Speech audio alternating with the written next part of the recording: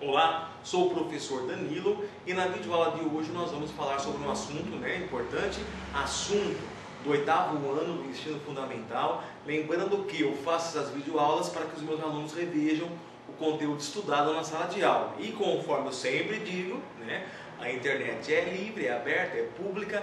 Se a videoaula também for útil para você, então bom proveito. Então o assunto da videoaula de hoje são as revoluções europeias do século XIX, um assunto muitas vezes deixado em segundo plano pelos professores e nos livros de história, mas que é um assunto de extrema importância. Por quê? Essas revoluções do século XIX na Europa, elas vão acabar de certa forma colocando um fim realmente ao período do chamado Antigo Regime, aos regimes absolutistas, aquelas monarquias reais que existiam, que vigoraram por séculos no continente europeu. Então, esses movimentos, essas revoluções, vão acabar desencadeando o processo conhecido como Primavera dos Povos. São quando os povos dos diferentes países,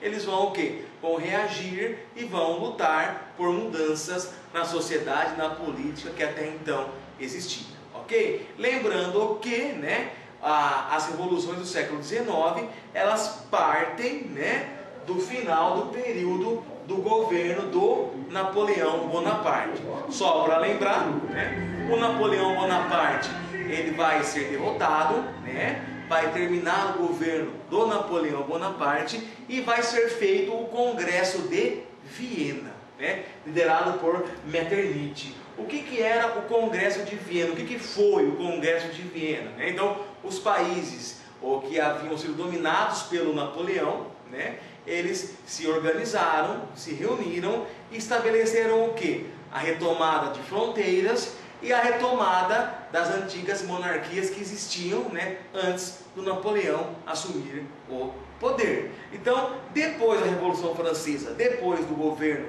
do Napoleão, houve um certo retrocesso, houve um certo retrocesso na questão da monarquia, dos regimes monárquicos que estavam sendo criticados e combatidos principalmente a partir da Revolução Francesa. Então, essas revoluções dão origem à Primavera dos Povos. Caiu em concurso, caiu em vestibular. O que foi a Primavera dos Povos?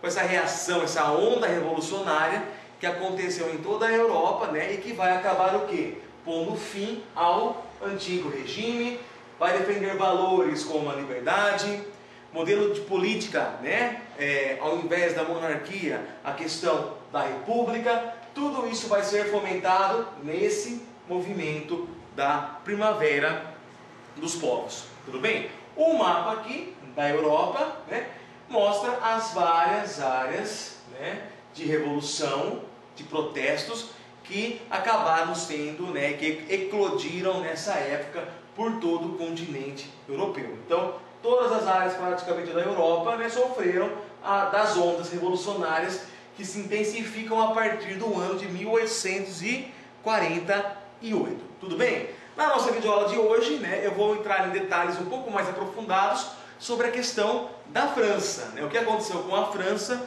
logo após o quê? Logo após o fim do Império Napoleônico, o que vai acontecer com a política francesa quando Napoleão sai, até nós chegarmos no movimento da Primavera dos Povos, ok? Vamos lá então. França, de 1815 até 1824, eu vou ter o governo do Luís XVIII, que é quando tem uma retomada da monarquia. Então, essa retomada foi típica do Congresso de Luís XVIII. O que ele vai fazer? Vai retornar a dinastia dos Bourbons, a monarquia vai passar a ser constitucional. É uma monarquia constitucional, mas é monarquia. o voto passa a ser censitário e vai ter uma briga entre dois grupos. De um lado, os ultra-realistas a favor do absolutismo e os constitucionalistas defendendo uma Constituição. Ok? Então, a França volta praticamente a estaca zero em relação ao período anterior da Revolução Francesa. Tá bom? Com o final do governo do Luís XVIII, vai assumir quem? Vai assumir o Carlos X, ou Carlos X, como eu brinco com os meus alunos, né? Que vai governar de 1824 até 1830, tá? Então, sai o Luís XVIII, entra o Carlos, né, X. E o Carlos X, né, que vai assumir com a morte do Luís XVIII, ele vai ser apoiado por quem? Pelos ultra-realistas. Então, consequentemente, o absolutismo durante o seu governo, as medidas absolutas vão ser fomentadas, vão ser estimuladas. E lógico que, né, nesse contexto que muitos criticavam o absolutismo, isso vai gerar, né, a Revolução Liberal de 1830 contra o governo do Carlos X. E nesse contexto, vou ter os 3 dias gloriosos, o Carlos vai fugir, né? E essa revolução vai acabar o quê? Dando um golpe dentro do absolutismo que estava tentando ser retomado na França, ok? Então, o Carlos foge e aí quem que vai assumir? Agora apoiado pela burguesia, né? O rei burguês vai assumir o Luís Felipe de 1830 até 1848. Reparem a data aqui. Ele vai terminar o governo quando vai começar a eclodir a primavera dos povos. O que o Luís Felipe fez, tá? Apoiado pela burguesia, né? Ele incentivou a industrialização, ele incentivou o capitalismo, foi um rei que acabou tirando a França da crise que ela existia, que tinha, né? Melhorou a economia.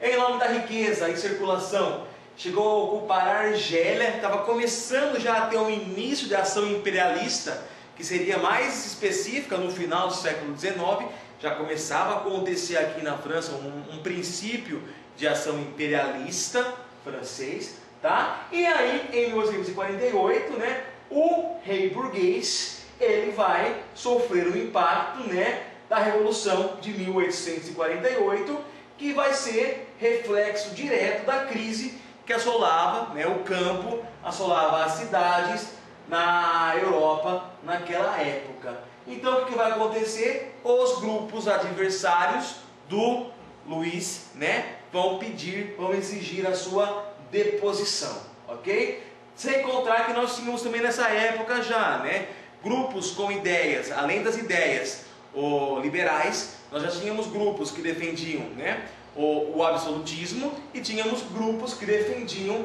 aspectos socialistas. Então, né, na Revolução de 1830 não existia assim um ideal socialista, né? Já nessa Revolução de 48, as ideias socialistas na Primavera dos Povos já vai começar a ter maior força, tá? Então, na França, nesse contexto revolucionário, né, vai começar a revolta e o rei, o Luís Felipe, o rei burguês, ele vai o quê? Vai abdicar o trono, né? E vai ser criado o quê? Vai ser criada, ao invés da monarquia, vai ser criada uma república, ok? Após 48, né, o povo e os grupos socialistas tentaram fazer protestos, mas eles foram duramente massacrados, né?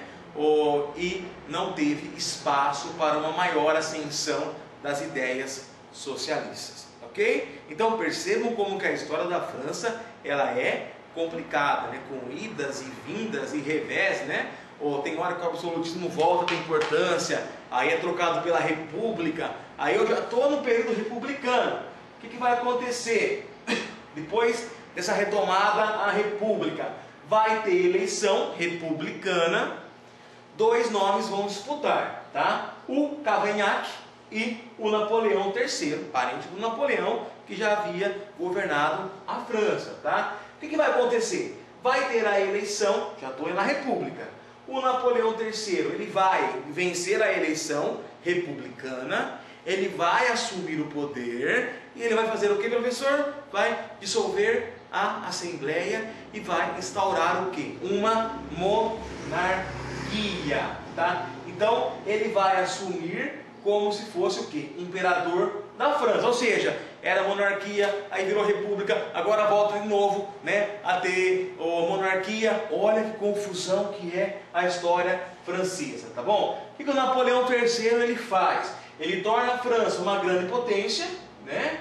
Contudo, em 1870, ele é preso na Guerra Franco-Prussiana, né? E a Prússia, que depois seria, né, a Alemanha, vence e instaura o Segundo Reich. Aí o que vai acontecer? Os republicanos aproveitaram a derrota do Napoleão III e voltam a implantar na França uma república, ok? Que história confusa, que história tumultuada. Essa é a história da França, com idas e vindas, ok? Mas o que eu não posso esquecer nessa videoaula de jeito nenhum, tá? Então, Primavera dos Povos é aquele período, né, de movimentação, da população se revoltando, se rebelando, contrário a quê? Contrário ao antigo regime.